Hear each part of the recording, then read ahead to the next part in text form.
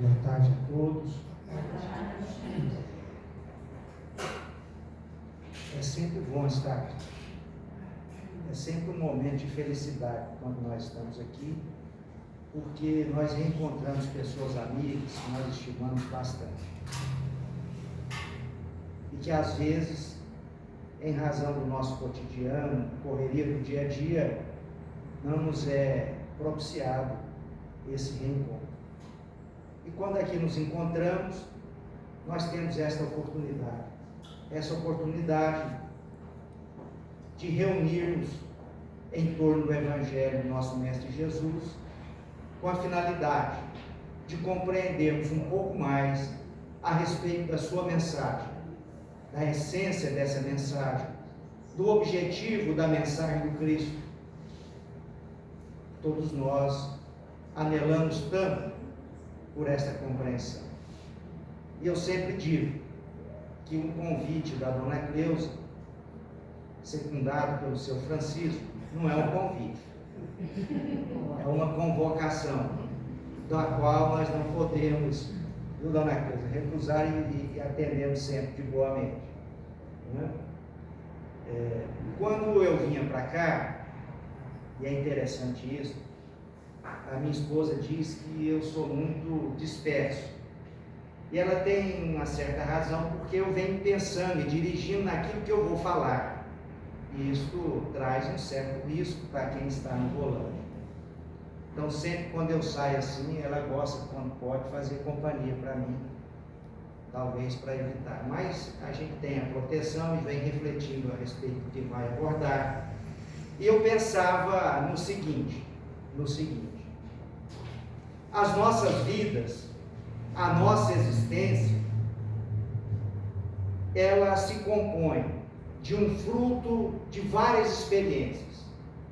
Experiências que a vida nos traz, experiências que não se caracterizam por serem frutos de um acidente. São experiências que nós às vezes denominamos como provas, pelas quais nós temos que passar por necessidade, passar por merecimento.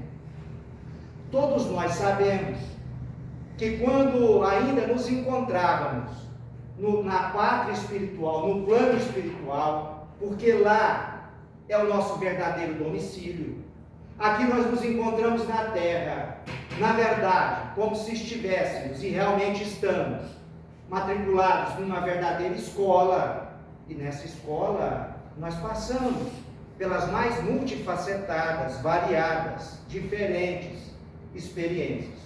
Mas quando lá nós nos encontramos, nós participamos de certa forma, e a literatura espírita, os espíritos nos contam, nos narram tudo isso com minúcias.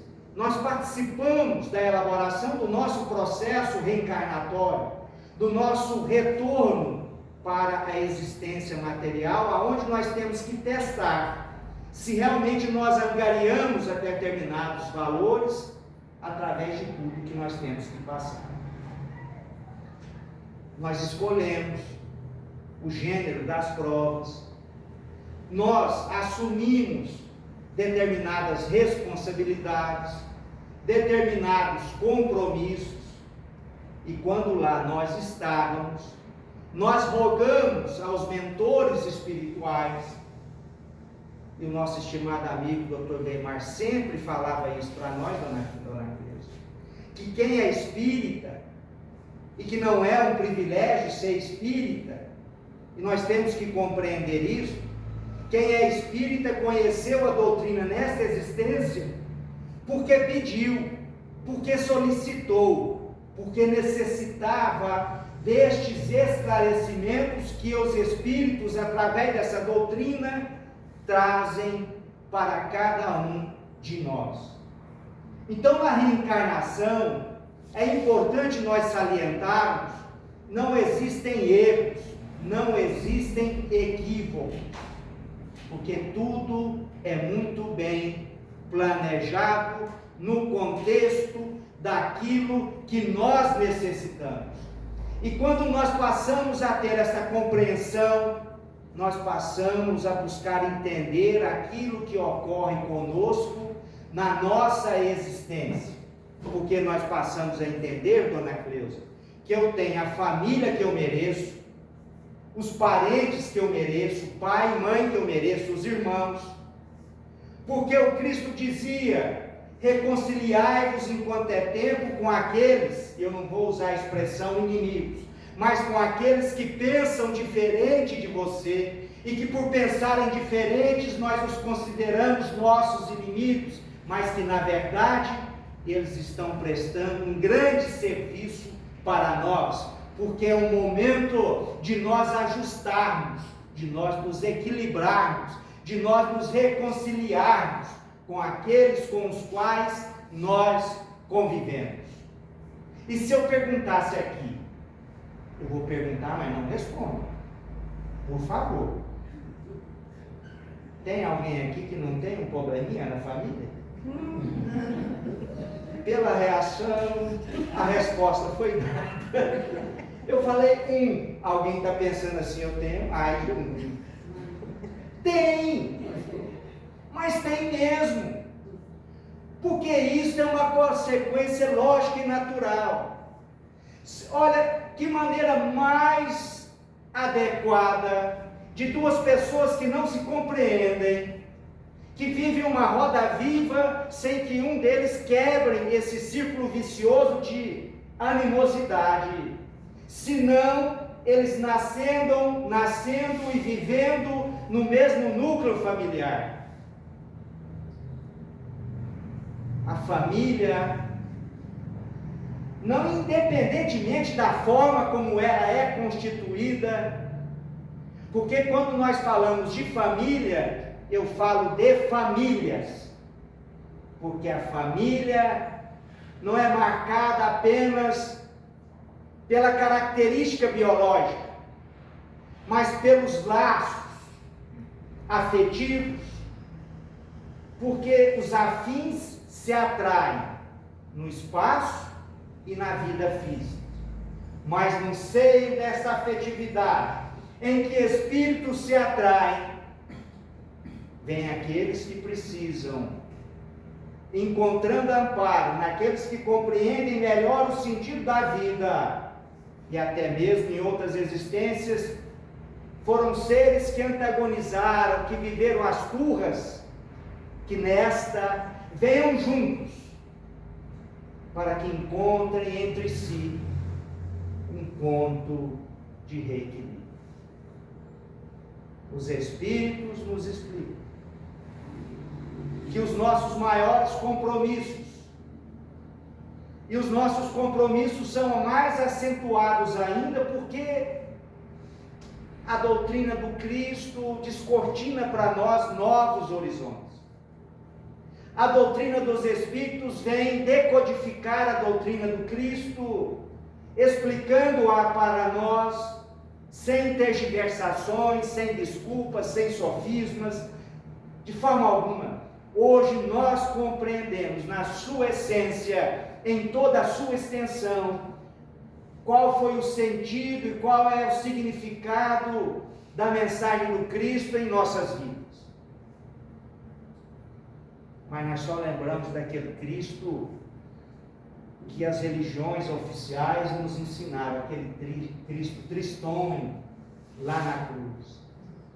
O nosso grande desafio, dona Cleusa, é fazer que o Cristo saia daquela cruz, esteja imbuído, inserido nos nossos sentimentos, porque Jesus não é aquele que às vezes alguns buscam representar. O Cristo se movimentava no seio, junto àqueles que necessitavam, como se encontram junto de nós. De nós, ele nunca se afastou. Nós nunca estivemos órfãos, porque o seu Evangelho é um farol a iluminar os nossos caminhos, um roteiro seguro, que se nós o seguíssemos, não sofreríamos tanto. Não teríamos tantas decepções que nós criamos para nós mesmos, porque nos esquecemos na maioria das circunstâncias, de que nós somos seres espirituais, imortais, vivendo na carne, não a carne vivendo em nós. A matéria instrumentaliza para nós aquilo que nós necessitamos na existência para interagirmos com os nossos semelhantes. Daí vem a nossa responsabilidade, porque nós temos que entender uma coisa: Jesus criou religião? Não. Aliás, se nós pudéssemos, e podemos afirmar, que a religião do Cristo é o amor. O amor sublime, com todas as suas características e consequências. O Espiritismo, ao fim e ao cabo, não traz nada de novidade quanto à doutrina e à mensagem do Cristo. Apenas vem revivê-la, reacendê-la em nossos corações, fazer com que nós recordemos a mensagem do Cristo, retirando o véu que a encobria por uma limitação semântica, textual. Certo dia, fazendo uma palestra, uma senhora, depois da palestra, sempre acontece comigo, alguém me chama a atenção depois, falou assim: por que você não toca nas suas exposições sobre o Velho Testamento? Aí eu brinquei com ela, que é velho. Não, é velho. Ela ficou chateada. Eu falei: não, é porque o Velho Testamento ainda se constitui para nós um código indecifrável, escondido sob uma simbologia, e que retratava um momento histórico em que o homem ainda não tinha alcançado a maturidade espiritual, a aptidão de aprender. Por isso é que veio Cristo. Jesus veio para restaurar uma nova ordem, a ordem do Espírito, da imortalidade, da espiritualidade. Até então era a lei de talião, olho por olho, dente por dente. Jesus veio e disse: eu não vim destruir a lei, mas ele veio redeterminá-la, dar a ela uma conotação que só o amor seria capaz de fazer, porque só esse sentimento é capaz de operar a nossa transformação. Todos nós sabemos disso. Nós não podemos negar essas realidades. Daí vem no Evangelho, no capítulo 20, quando Allan Kardec fala dos trabalhadores da última hora, ele fala sobre a missão dos espíritas. Eu poderia até dizer a responsabilidade dos espíritas, porque se alguém enxerga mal e cai num fosso, é compreensível, excusável, não é? É um fortuito. Agora, quem enxerga bem, compreende bem, ouve bem, e já tem consciência da realidade, do significado de uma existência física e de sua condição de espírito imortal, e cai no fosso, evidentemente que a sua responsabilidade não poderá ser terceirizada ou transferida para quem quer que seja.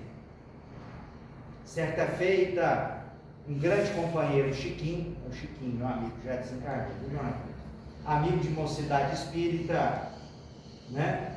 Eu não esqueço desse meu amigo. Ele sempre, eu não sei que toda palestra eu tenho que lembrar do Chiquinho, né?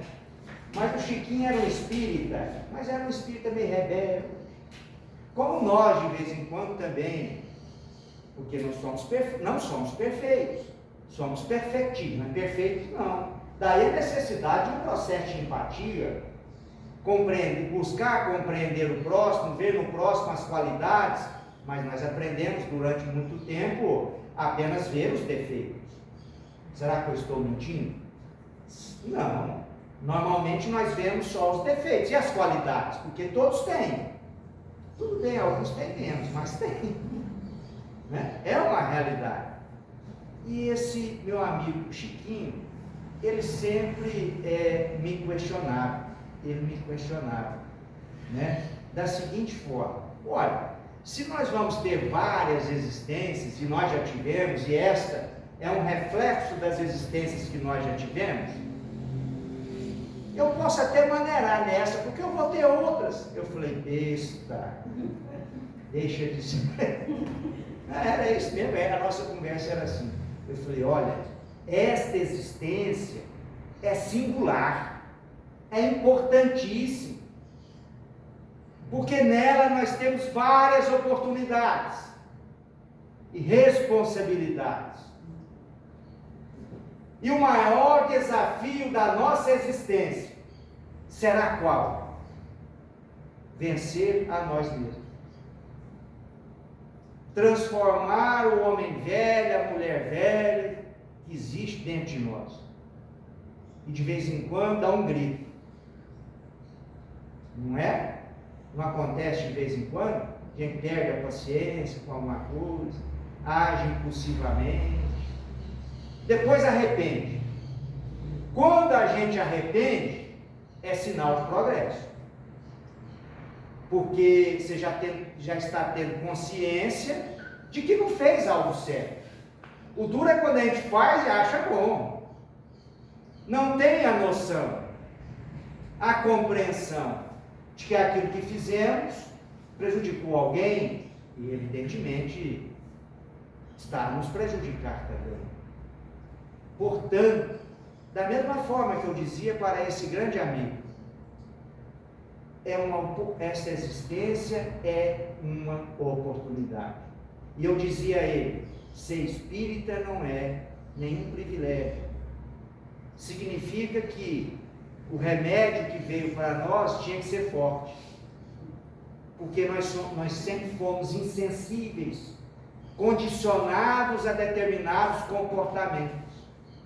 Então a doutrina espírita veio e a necessidade de introjetá-la como uma mensagem de Cristo nos nossos corações, a externá-la nas nossas ações, fazendo com que isso se torne algo do nosso cotidiano. Descondicionamento. Esta é a palavra-chave que a psicanálise às vezes usa. Nós nos acostumamos com determinadas condutas. Agora imagine, nós somos espíritos milenares, e já vivemos várias experiências, já fizemos cada coisa. Então, sair desse círculo vicioso nem sempre é fácil, mas necessário que nós nos esforcemos. É a chamada reforma íntima. Aí, o Chiquinho dizia para mim, mas nessa existência eu já melhorei. O Chiquinho fala, você melhorou, Chiquinho. Melhorou. Quem te viu, quem te viu, ele falava para mim, porque eu sou espírita. Eu falei, pronto. Danou-se. Ele falava, eu sou espírita nessa existência. Né? Aí eu lembrava para ele assim, mas na semana, ele era muito amigo assim, na semana passada, você falou para mim, que se você não tivesse o problema que você tem no braço, você tinha um problema no braço, você não locomovia bem o braço. Um indivíduo falou uma coisa, mas ele falou assim para mim, se meu braço fosse bom, eu tinha dado um murro nele.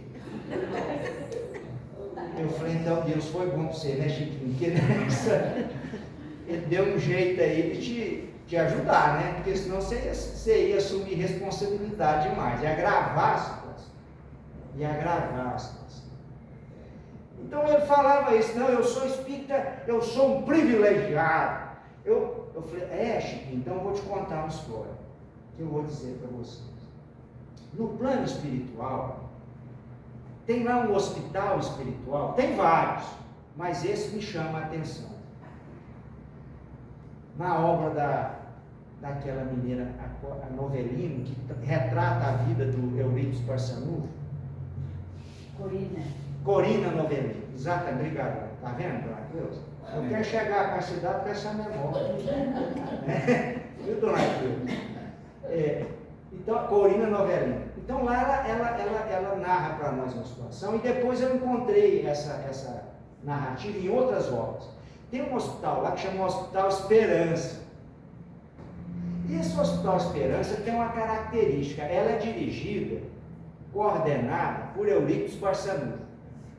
Para quem não conhece, um espírito que viveu no Triângulo Mineiro, um exemplo daquele que abraçou a doutrina do Cristo e só fez o bem. Bom, uma outra abordagem que pode até falar sobre, né, Eurípides Barçanufo. Lá tem esse hospital, e sabe para que esse hospital foi criado lá por ele?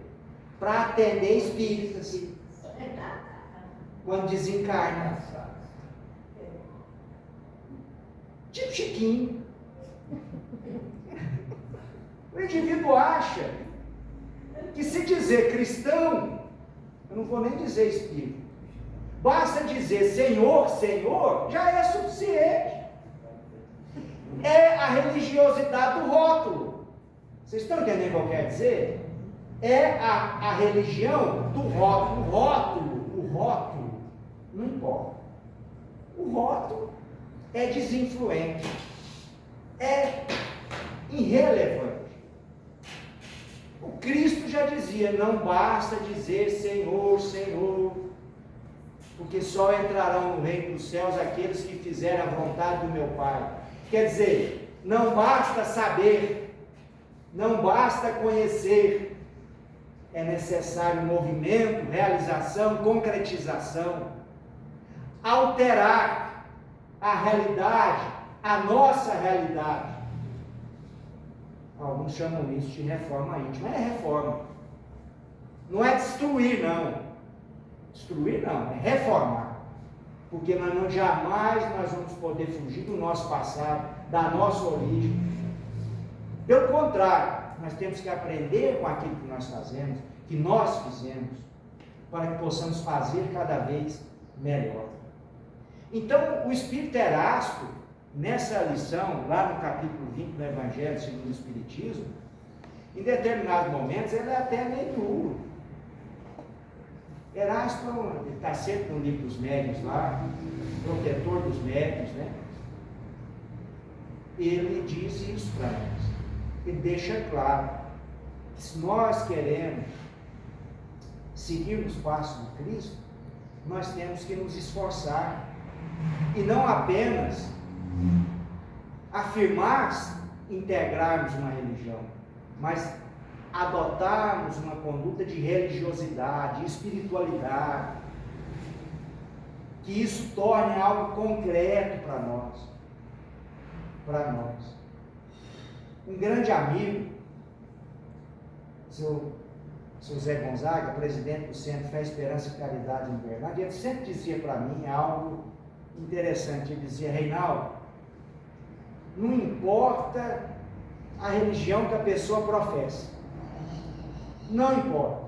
Se aquela religião está fazendo bem para ele, está fazendo com que ele mude, com que ele se torne a cada dia melhores, é aquela que é para ele, serve para ele, que é o bem.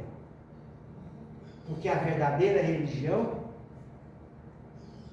a religião que o Cristo trouxe para nós e exemplificou, é a religião do amor.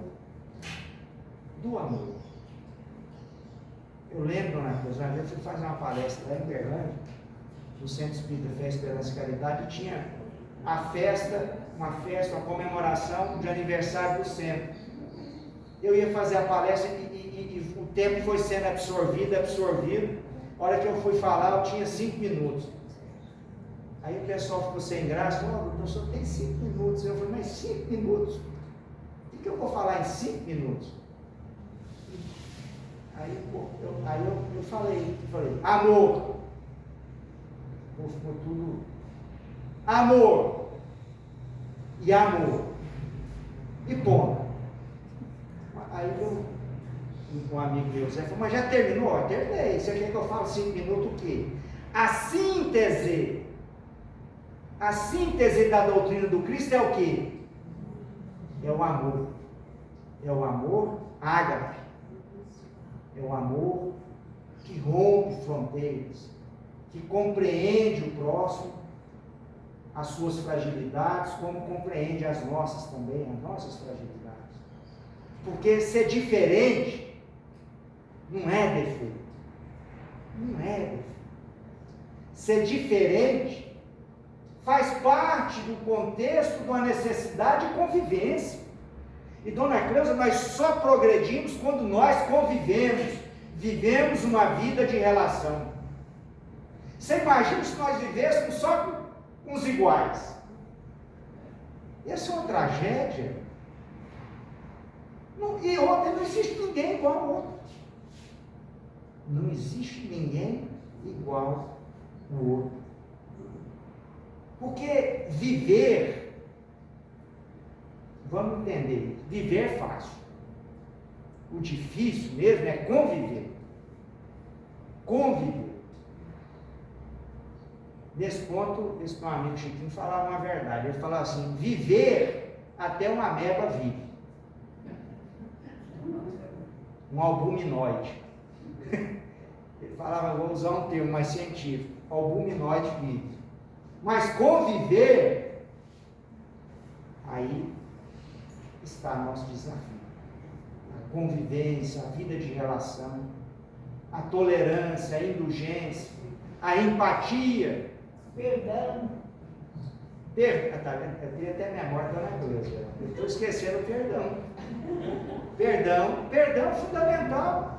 Que é um processo, né, dona Cleusa? Às vezes a gente não perdoa de imediato, mas a gente esquece. Começa esquecendo.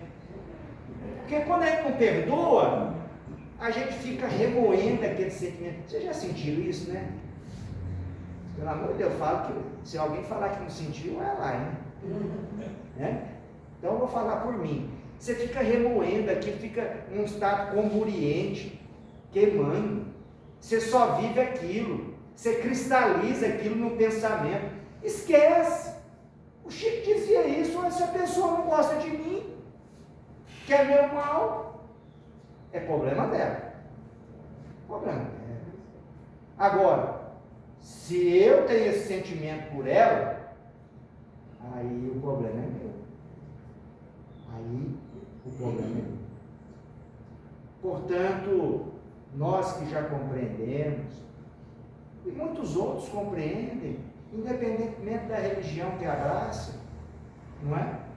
Quantas pessoas aí, dona Cleusa, que dizem, Bezerra de Menezes dizia isso, se dizem ateus, são boas, melhores, nossa, é algo assim interessante, coração, ajuda o próximo, está sempre disposta.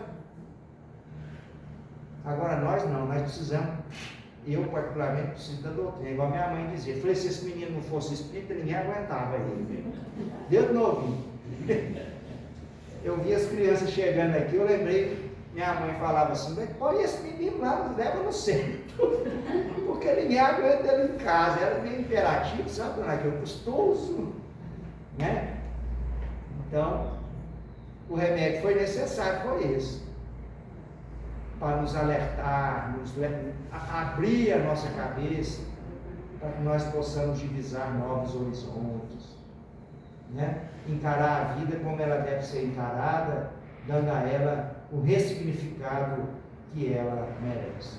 Eu vou parando por aqui. Eu senti uma vibração vinda da dona Cleusa, que falou: para, que já deu um momento. É, dona Cleusa? Já deu, dona Cleusa, 30 minutos aqui.